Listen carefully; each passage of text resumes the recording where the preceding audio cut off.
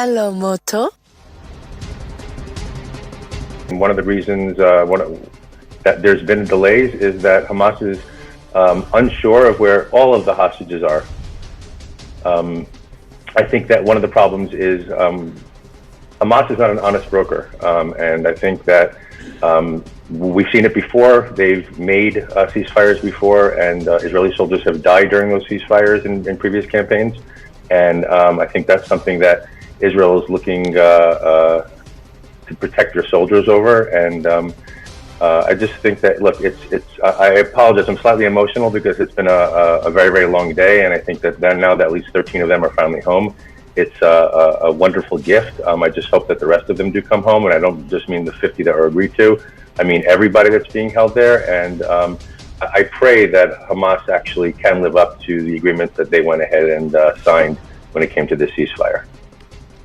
That's what really the world is hoping for as well. But Faisal Saleh, it's a day of happiness, a day of hope, not just for the families of these 13 Israelis, but also for several other Palestinian families. Several of these Palestinians have also been freed in exchange. Several who were in Egypt have also come back home because of the ceasefire today. Is this a good sign? And is this something that should continue, not just for the next 4 days, but perhaps to ensure that this war ends, perhaps something long term?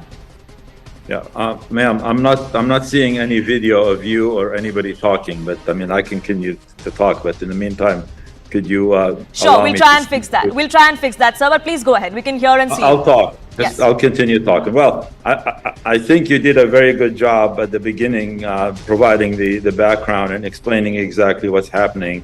And I think this is a step in the right direction, and it's a welcomed relief from the relentless bombing that Israel had been carrying out in Gaza for the last few weeks. And I am hoping that the ceasefire will be respected, and then the result of it would be saving a lot of lives, thousands of lives during the next few days. And we hope that this will be followed by further easement of the tensions and possibly resolution of the current crisis. That's really the hope, but what happens once this 4-day ceasefire ends, Edward P. Joseph? Can we expect an extension, or like Israel says, we are going to come back in full force, and that perhaps might just worsen the matter? I think you just put your finger on exactly the question. I'll come to that in a second. First, let me greet the other respected guests and your viewers and say I completely share the relief, the tremendous relief here for innocent Palestinian civilians who following this war that was launched by Hamas on October 7th, following this criminal seizure of these some 240 Israeli hostages, and others from other nationalities, including these Thai nationals who have utterly nothing to do with this conflict and criminally, brutally seized by Hamas for no reason, really. I also share in the relief for innocent Palestinian civilians who have been suffering terribly, and many of whom have died. Many of those who have died are Palestinian children. We mourn for all of those, and I share completely in the relief, and the relief for the Israeli families, some of whom these children have seen and witnessed their parents being shot and killed by Hamas. So this is relief across the board. Anyone who is human, anyone with a human heart has to be relieved. And to your question, exactly the right question. What will happen after this 4-day? First, this 4-day pause or ceasefire, which so many have been demanding for. So now we have to see. We have to see first the rest of the terms of the deal are respected by both sides. This is an encouraging start here, but it's really then, once the 4 days, your question goes right to it. It comes to Hamas.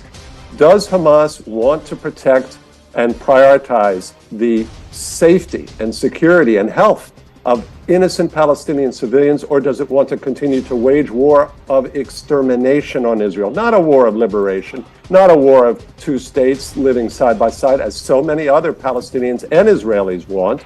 But that's not Hamas's objectives, and we have to be very clear here that there is the possibility, apparently, for this more for more. That is another day of this ceasefire respite, which, of course, we all want to see happen for the Palestinian civilians.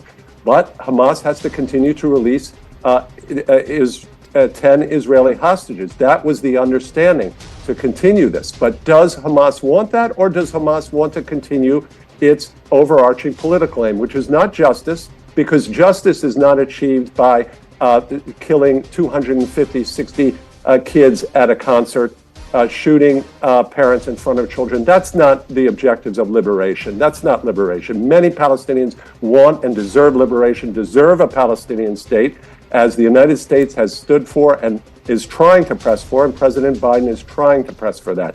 But there is absolutely clarity on the American side. President Biden has made it very clear there is no space for Hamas in this future. Even Bernie Sanders, the leader of the progressives in the United States, has unflinchingly called Hamas a terrorist group, said Hamas has to go, while he has also been very clear about criticizing Israel, criticizing indiscriminate bombing, and also Israeli policies on the West Bank, as has President Biden criticized those policies. May I respond, please? Yes, sir. May I respond? Yes. The gentleman who just spoke really did. I appreciate his hopeful remarks about the exchange and what it represents, etc. However, he really laid all kinds of allegations against the Palestinians here without mentioning what Israel does and what Israel has done prior to October 7th. Israel has been engaged in a ruthless operation of occupation, apartheid, and killing of Palestinians in the West Bank and other places on a daily basis. Israel has been conducting terrorism against Palestinians for 56 years of occupation, and there is nothing that Hamas has done or does that Israel doesn't do 40 times and 100 times more. I challenge any of you to name one thing that Hamas has done that Israel hasn't done to the Palestinian multifolds. For example, Hamas kidnapped people. Israel has 5,000 people that they kidnapped and put in their prisons, and the majority of them have no charges against them. Israel protects the settlers that go around killing Palestinians and burning their trees and conducting pogroms against them in towns like Hawara.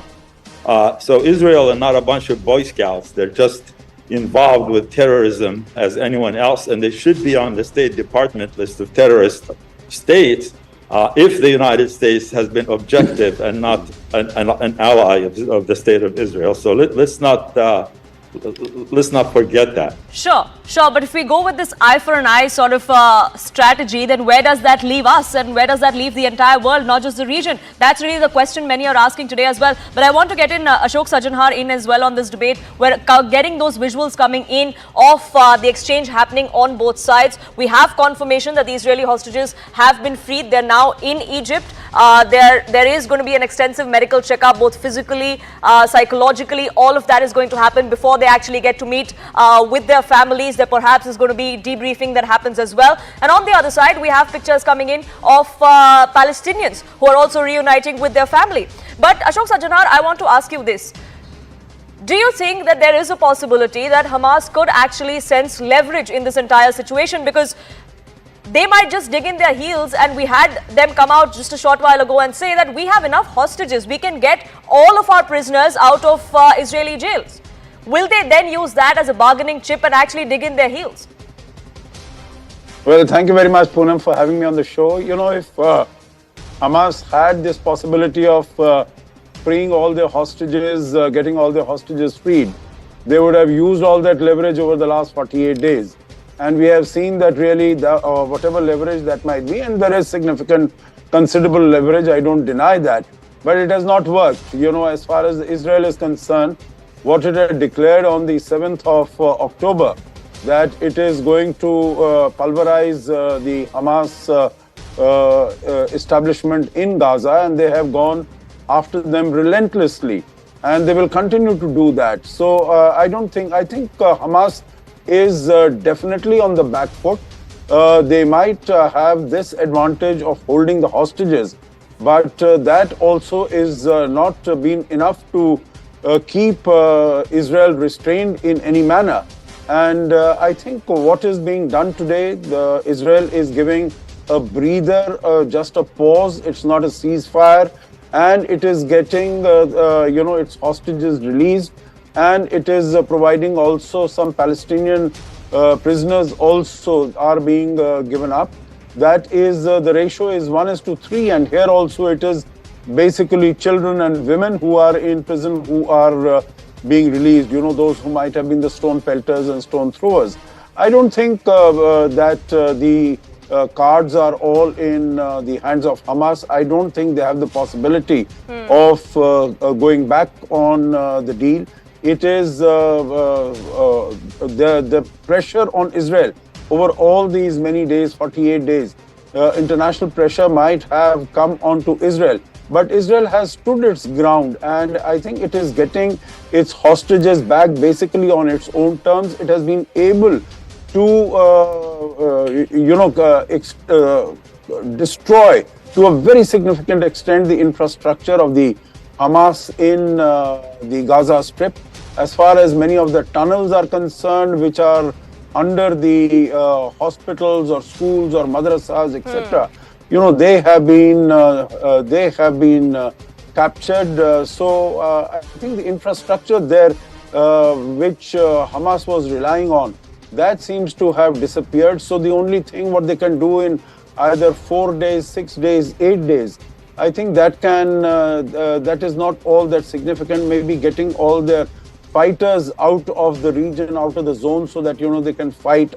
Sure, it definitely does give them time to regroup and re-strategize, perhaps. That is, and it works both ways. Perhaps the IDF would get that as well too. But we were talking about international pressure, and I want to get in Jay Engelmeyer as well. It's not just international pressure on Israel; it's also the domestic pressure on Israel, isn't it? Because we've seen there have been several such prisoner swaps in the past as well. In 2011, unprecedented number of prisoners were freed from Israeli jails for one soldier who was held captive by Hamas. So there is precedent in this, but in this case, there were 48 days before a truce agreement was actually reached. There must be some sort of public anger, public ire against the Netanyahu government there. No. So one of the things that actually Hamas has done, and I have to thank Mr. Saleh for that, because on October 6th, Israel was a divided nation politically, and on October 7th, the country became united. There are people who do not like Benjamin Netanyahu, and that's fine. There are people who do not like his opponents, and that's fine as well. But right now, it's not about politics. It's about the war. It's about getting the hostages home, and it's about eliminating Hamas. I do want to agree with Mrs. Sujanar that this is not a ceasefire. This is a cessation of hostility. The war will continue, and the war will continue because the Israeli people want it to continue. Why do they want it to continue? Because this is ridiculous. You don't go in, you don't go into people's homes, take their babies at 6 o'clock in the morning, kill the mothers and fathers. You don't rape people in the middle of the street. You don't go ahead and kill 250 people at a peace festival. And I just have to make it a point to say that the people living on the border communities around Gaza, those are the people who are the Palestinians' biggest advocates within Israel. And the fact that they went and decimated those communities is something that I think is very, very telling. It just showed that, number one, they were so hubris that they went ahead and tried to go ahead and take over big, large swaths of the country itself. But at the same time, they didn't do it in a way that conveyed that they were fighting a resistance. They didn't go after the army. They went after the civilians. And they took the babies. And Mr. Saleh, Israel has never taken a baby. The people being released from jail today are people who try to stab people, people who are fighting, people who have guns. I'm not going to let you get away with that. Israel has killed 4,000 children or 5,000 children. 4,000 children who had machine guns in their hand. 4,000 children who had knives in their hands. Please. Let's call a spade a spade. What planet? A baby does not have a knife in their hand. A baby does not have a machine gun in their hand. What planet are you on? Tell me. What planet I'm on the planet with internet. I'm on the planet with internet where everybody can go ahead and see exactly the crimes that these quote-unquote children have done. As a matter of fact, the Palestinians are 4 years old and 3 years old Telegram. And 9 months old children that they were killed by Israel. When? 5,000 of them at least, maybe more. When? They were killed during the last few weeks. Oh, okay. But what happened before October It must 7th? be on What was the another justification for October 7th? What was the justification for October 7th? Yeah, because Because Israel there was was no occupying the Israeli area, soldiers. had There a were, siege on they were Gaza for occupying 16 the area. years. There was not one Israeli soldier in Gaza. Gaza actually had its own economy. but Gaza. You don't have to Gaza have had soldiers free there. passage back You and cut forth. off food, you cut off everything from Gaza. Really? And We occupying could- the West Bank and killing Palestinians on a daily basis in the West Bank. And you got your settlers running we're around wreaking killing havoc. people in the West Bank who were actually shooting at Israeli soldiers. Yes, we killed people who shot at Israeli you got soldiers. I one agree with shooting that. against every 300 Palestinians you kill there. How many prisoners have you taken? Proportionality has nothing to do with how many people die on one side versus the other. It's what one think country you're needs to living do in on a order to different protect planet. themselves and their own borders. I'm not living The on a whole different planet. I'm world is living in up the in real world. arms because Israel has killed 13,000 civilians, unarmed civilians, and 6,000 children under the age of 16 that Israel had killed with their bombing. And you're expecting the entire world to believe Hamas's numbers. You're expecting the world to believe Hamas's numbers. These because are the not Gaza Ministry of Hamas's Health is numbers. Hamas. Yeah, which independent These are- international agency has verified them? If you're doubting Which- that children have been killed in Gaza, then you got some other problem. No, I'm not doubting it. I'm not doubting it. I'm saying it's tragic. What I'm saying, though, is 49 days ago, Hamas launched a massive assault against a community in Israel. And up until this day, Israel is still trying to get the correct figure of the amount of dead. So how can you tell me that if Israel bombs a building and that building collapses, automatically 500 people are dead and 300 of them are babies? You can't. The numbers cannot be real unless they're actually verified and things are investigated. There's a list. What you're There's telling a list of everybody who died, and every child that gets buried is on a register, and the register has been provided to all the media. by whom? By whom? Thousands of By whom? names. By whom? I'm A not going to terrorist argue. organization, Hamas? If you don't believe that A Israel is terrorist killing people in Gaza, organization named you got Hamas? some other problems you need to deal with. Is the victim, who is the oppressor? That changes No, I don't have any based problem. on The problem that we have to deal who with we're is talking Hamas. to. But the distinction, Mr. Saleh, that the world is trying to make is that what happened on October 7th was an act of terror. That's not people fighting for the Palestinian cause. There are countries It may that have stand. been an act of terror, but it was in response to act of terrors that Israel has been conducting for the last 56 Sure, years. and that's what the against Palestinian West people Bank have and been saying, occupied but that areas. does not justify what happened on the 7th of October, which is what has led us to where we are today. But I want to get in Edward P. Joseph in on this as well. And, you know, we're talking about what has happened not just in the last month and a half, but like Mr. Saleh was also pointing out, this is something that has been going on for decades together. Many countries like Correct. the United States have been accused of trying to wade in when it's convenient and then trying to gloss over and turn a blind eye when it's convenient to them. Do you think that's also part of the problem? Let me. We'll turn to the U.S. policy in a sec, but let me say that Mr. Saleh is correct in respect that this conflict goes back decades, and what he neglects is, of course, that there is actions and agency on both sides, and which go back to the beginning, when we can find a beginning, which was the UN partition of then Palestine, the British mandate in Palestine in 1947. Which did provide for a Palestinian state, and in which Jerusalem would have been under an internationalized city. And unfortunately, that was rejected. The Palestinian state was rejected. Arab states exactly what waged war happened on the in nation 47. state. I'm sorry, I'm reading from a University of Michigan report on this, and the University of that Michigan makes it is gospel, highly right? favorable. Please do not interrupt me, sir. I did not interrupt you.